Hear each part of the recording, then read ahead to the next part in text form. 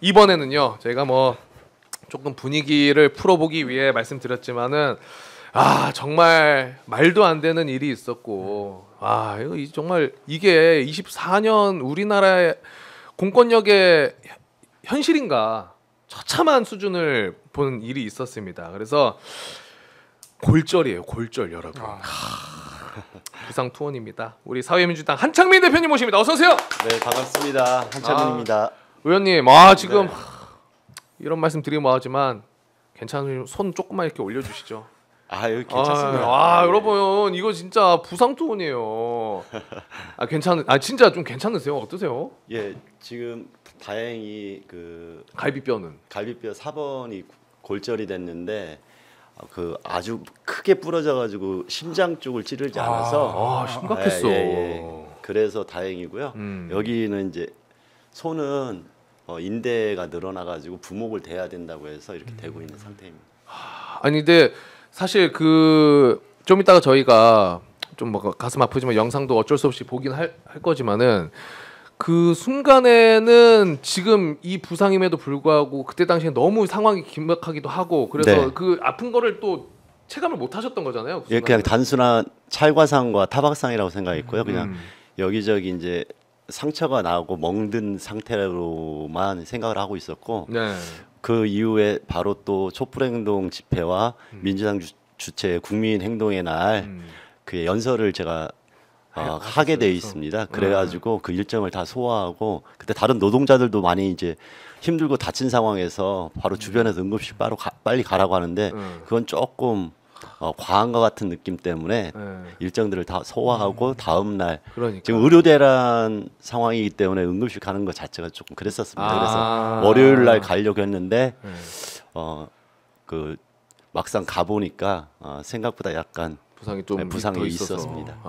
지금 우리 여러분 채팅으로도 한창민 의원님 지금 응원해 주시는 채팅 진짜 많이 남겨주고 계십니다. 또 보고 계시니까 많이들 응원해 주시면 좋을 것 같고 물론 다른 방송에서도 그 상황에 대해서 설명을 충분히 해주셨지만은 저희는 또 한 번 여쭤보려고 하는 이유가 그리고 또 설명을 청하고자 하는 이유가 지금 이 명태균 게이트, 뭐 국정농단 이런 것 때문에 이 경찰의 행태가 약간은 묻히는 감이 없지 않아 있단 말이에요. 그래서 이거를 더욱더 혹여나 못 보신 분들이 계실 수도 있어서 계속 상기시켜드리고 지금 이런 현실이다라는 걸 좀 알려드리기 위해서 더 모셔가지고 말씀을 듣고 싶은 거거든요.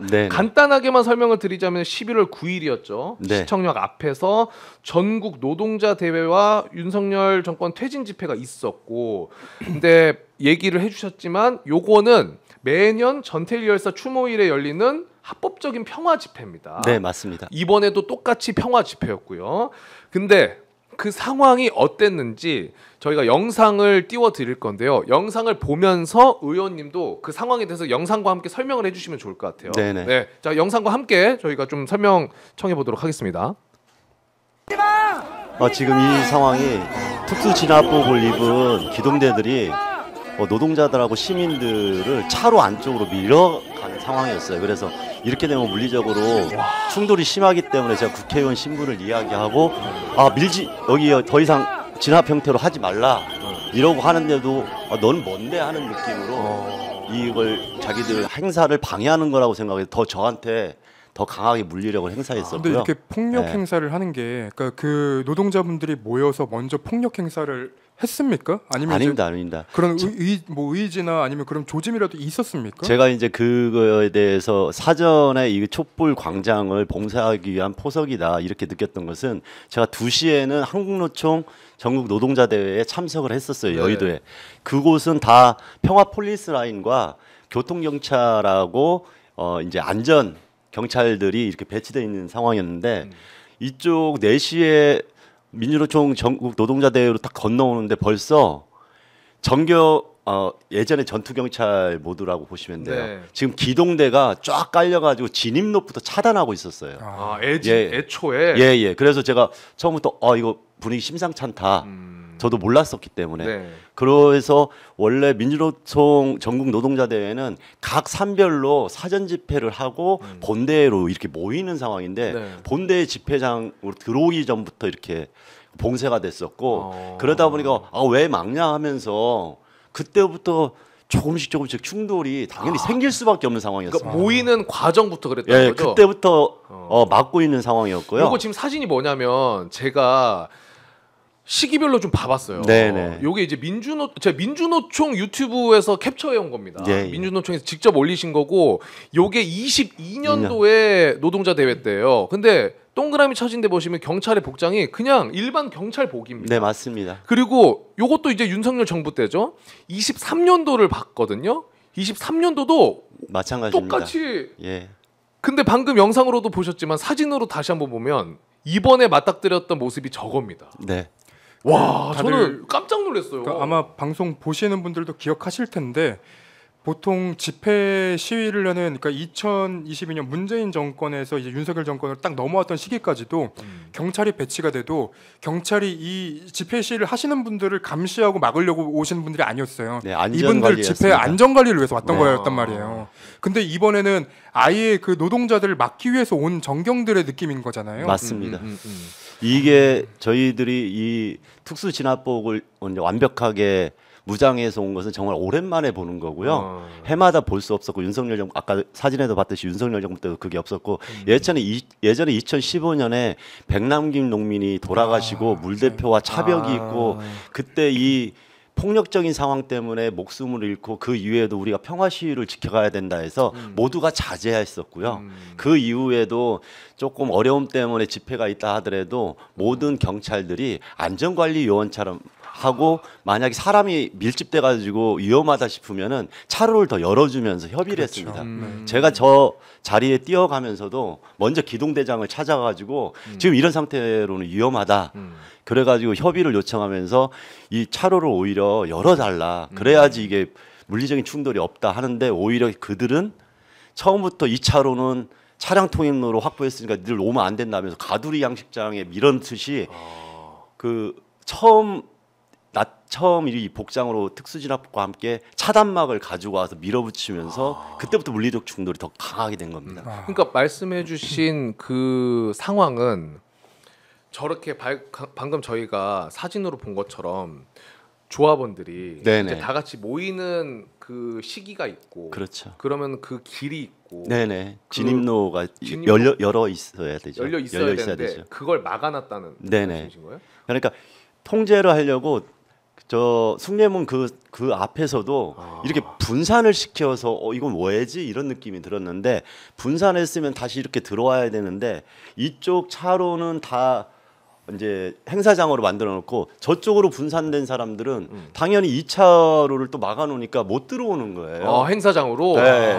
그렇게 되는 상황이기도 하고 처음에 그렇게 물리적으로 충돌이 처음에 약간 있다가 일단은 들어와 가지고 이제 대회를 진행하는 그 시기로 접어들면서 그 차로를 다시 또 이렇게 밀어내 가지고 앉아 있었어요.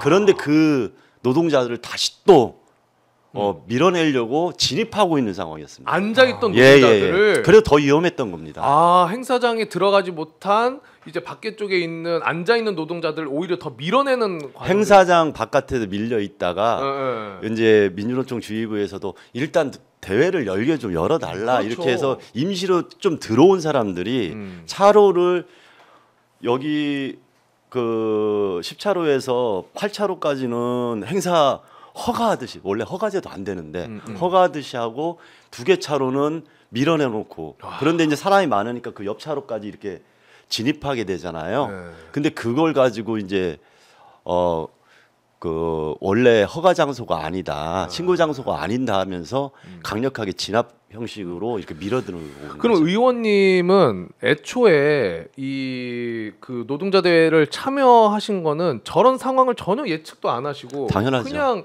저 공당의 대표로서 참석을 참석을 해서 연단 앞에 앉아 있는 상황에서 계속. 자기들이 물리적인 진압의 명분을 쌓으려고 대회가 시작하는데도 옆에 방송을 하는 거예요. 벌써 경고 방송. 경고 방송까지 했어요. 그래서 지금 조지호 경찰청장이 3번에 걸쳐가지고 해산 명령을 했는데 듣지 않아서 어쩔 수 없이 우리는 정당한 공무집행을 했다.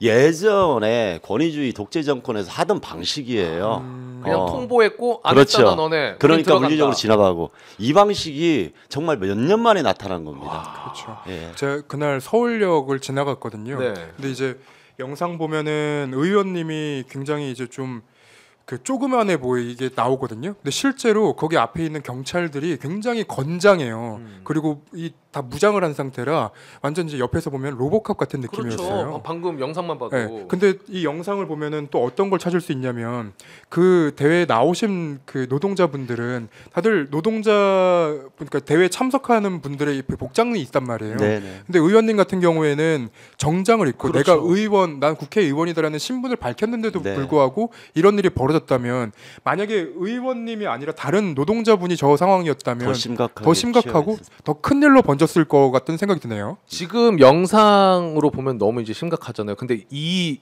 이전 과정을 좀 여쭤보고 싶은 게 네네.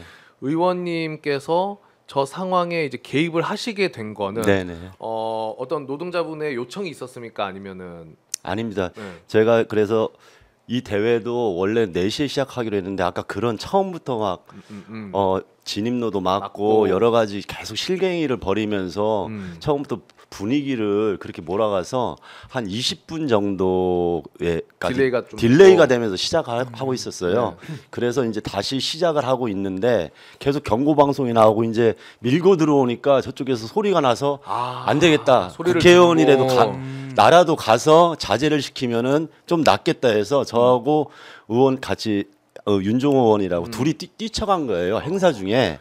그러면은 두 예. 분이서 가셔서 네. 그 상황을 맞닥뜨리셨고 처음에 맞닥뜨렸는데 당연히 기동대원들은 지시 때문에 움직일 것 같아서 네. 제가 예전의 경험으로 빨리 지휘자를 찾아야 되겠다. 그래서 지휘관을 찾았는데 다행히 저기 큰 무궁화 하나가 보여서 네. 당신이 지금 현장 지휘자냐? 제가 찾아가지고 이야기를 하니까 기동대장이더라고요. 총경. 그래서 빨리 지금 진입하지 말고 위에 상부에 연락해라. 의원심을 밝히시고 국회의원으로서 요청 드린다.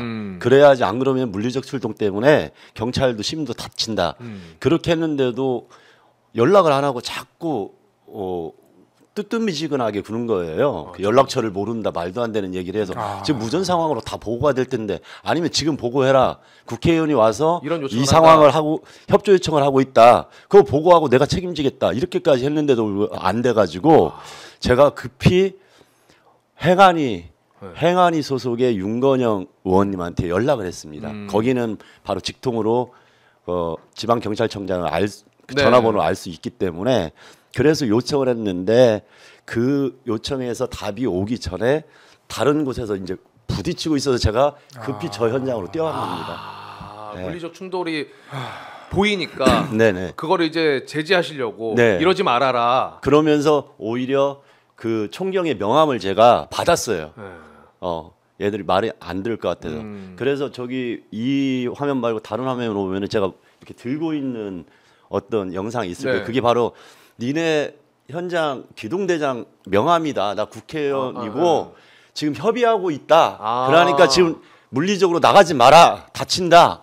그러면서 그 앞에서 제가 막은 상황이었어요. 그런데 자기들이 막 진입을 하려고 하는데 국회의원이라고 와가지고 자기들의 행사를 방해하는 것처럼 느꼈나 봐요. 그러니까 또 네가 뭔데 이런 느낌으로 저를 더 강하게 진압하듯이 한 거죠. 저희가 너무 좀 보기가 힘들어서 사실 그 장면은 안 넣었습니다만 그 의원님이 이제 결정적으로 뒤로 당겨지면서 넘어지는 그 영상이 처참합니다 진짜.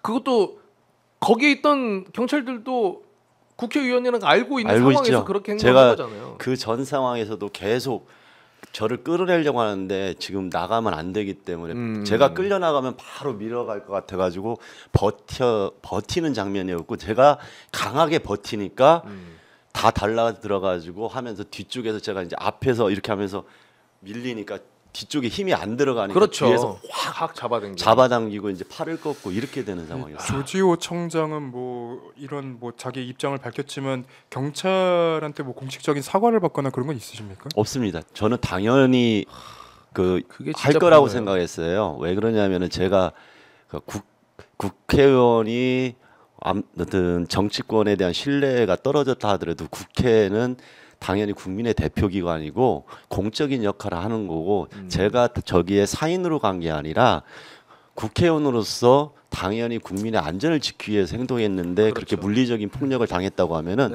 형식적인 사과라도 할 줄 알았는데 오히려 제가 화가 났던 것은 한창민 의원의 옷이 찢어지고 상처를 입은 게 경찰 때문이라는 증거가 없다. 이렇게 얘기하면서 하지 않고 월요일 날부터 버틴 거예요. 그러고 그 다음에 이런 영상들이 나오니까 쓰러졌을 때 그게 경찰 때문에 쓰러졌다는 것을 아직 확인하지 못했다. 이런 식으로 이야기하고 오히려 뭐라고 했냐면은 아니 그 경찰들이 지금 공무를 집행하는데 그러면은 그걸 말리는 사람에 대해서 그냥 놔두면 되느냐 이런 말도 안 되는 이야기를 하더라고요. 그래서 제가 안 되겠다 해서 빠르게 진단을 받고 이 지휘부에 대해서 고발 조치를 해야지 이런 일이 발생하지 않겠다 해서 병원을 다녀왔던 겁니다. 어쨌든 의원님께서도 설명을 충분히 해주셨고 영상도 계속해서 보셨지만은 다시 한번 우리가 지금 현재 상황이다, 우리 과거 영상을 틀어드리는 게 아닙니다. 현재 상황이다라는 거를 꼭 인지를 해주셨으면 좋겠고 얘기해 주셨지만 조지호 청장도 이거와 관련해서 전혀 반성하거나 뭐 개선하겠다라는 그런 태도가 전혀 없습니다. 오히려 떳떳하고 마구잡이로 팬 적도 없다. 그리고 그날도 경찰의 공권력은 절제되고 최소한으로 행사됐다. 이런 기본 원리를 계속 표명을 하고 있습니다. 그게 정말 저는 더 위험하다고 생각하고 있습니다. 맞습니다. 이 정도 상황에 대해서도 아무렇지도 않게 판단한 것은 앞으로 그다음에 또 엄정 대응을 천명을 했어요. 그다음에 처음부터 폭력 집회를 정당하게 막기 위한 행동이었다. 이런 걸로 자기들이 프레임을 짜놨기 때문에 이거 굉장히 위험하고 앞으로 진행될 촛불 광장에 시민들이 참여하는 것을 위협적으로 막아내려고 하는 그런 책동 중에 하나고 특히나 당시에 다른 집회 때는 그런 일이 없었는데 민주노총만을 대상으로 한 것은 이전에 윤석열 정부가 집권 초기에 건폭이라고 하면서 노조 사람들을 악마화하고 그것 때문에 일부 통했다고 생각했기 때문에 촛불 광장에서 시민과 노동자들을 갈라치기 하고 향후에 폭력 집회로 유도하면서 평화로운 안전 집회가 아니니까 국민들 참여가 어려운 것처럼 이렇게 만들어가려는 전형적인 공안 정국의 설계에서 이루어졌을 가능성이 높다. 그 위기를 느낍니다. 그러면 민주노총에 대한 경찰의 수사가 앞으로도 계속될 거라고 보시는 거예요? 네, 벌써 민주노총 지휘부가 폭력 집회를 기획했다는 말도 안 되는 이야기로서 수사의 방향을 잡고 엄정하게 대응하겠다 이렇게 발표하고 있는 상황입니다.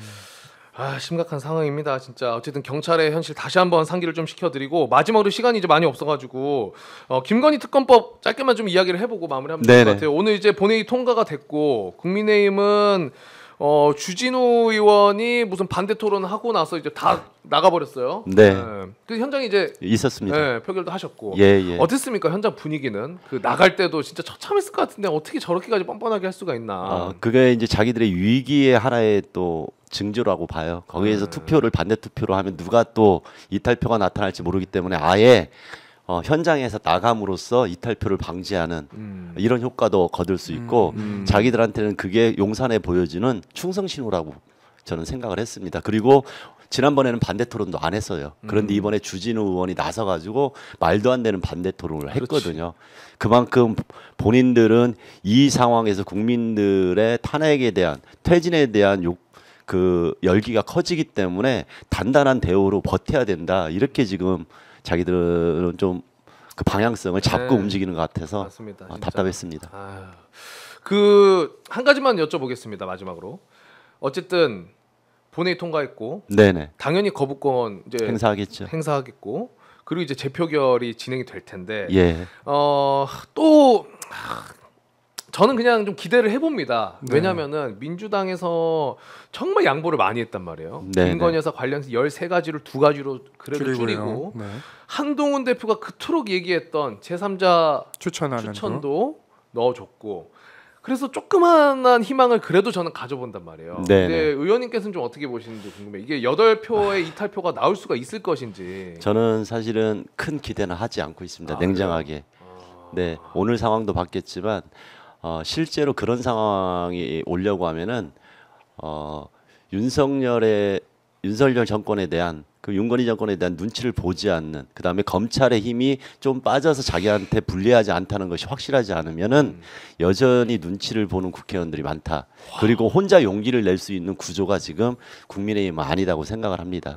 네, 그런 지점에서 이탈표가 나온다 하더라도 한동훈이나 국민의힘이 윤석열을 밟고 지나갈 용기를 만들지 않으면은 그게 안 나올 거라고 보고 있습니다. 오늘 한동훈 대표 마중 나간 거 보세요. 가가지고 밝게 웃으면서 그냥 막 아유 한번 팔 벌려가지고 혼쭐 한번 났더니 아주 꼬리를 그냥 아유. 그래서 그 채널 A 앞에 그 보수 집회가 진행되는데 우리 게시판 놈들이라고. 네. 네. 그런 이제 말씀들을 구호들을 외치시더라고요. 네. 게시판에 글 쓴 사람을 찾자. 그래서 게시판 놈들을 찾자. 뭐 이런 얘기들 하시는데 저는 하나 좀 여쭤보고 싶은 게 그러니까 국민의힘에서는 이 반헌법적 특검이고 악법이더라고 자꾸 얘기를 한단 말이에요. 네네. 근데 대통령도 그렇고 이제 한동훈 대표도 그렇고 국민의힘 대부분이 그렇게 얘기하는데 어디가 도대체 반헌법적이라는 얘기인지 진짜 궁금해서. 저도 궁금한데요. 그 말이 안 되는 얘기이기 때문에 이것은 저희가 평가가 불가하다고 생각합니다. 예. 여기에 대해서 우리가 상식적이고 합리적으로 그걸 분석하는 것은 불가하다.